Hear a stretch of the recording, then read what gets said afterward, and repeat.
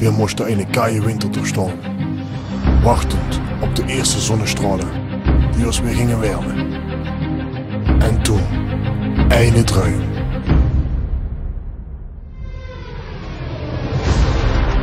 6 zwijnen.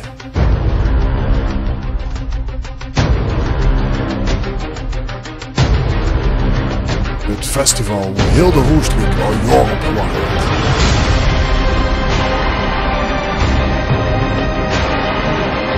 De droom werd een werkelijkheid.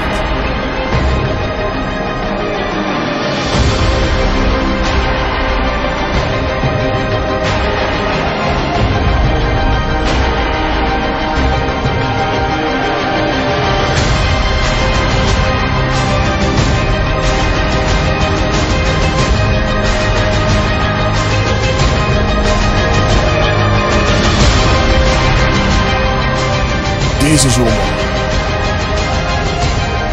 presenteren de Zwijnen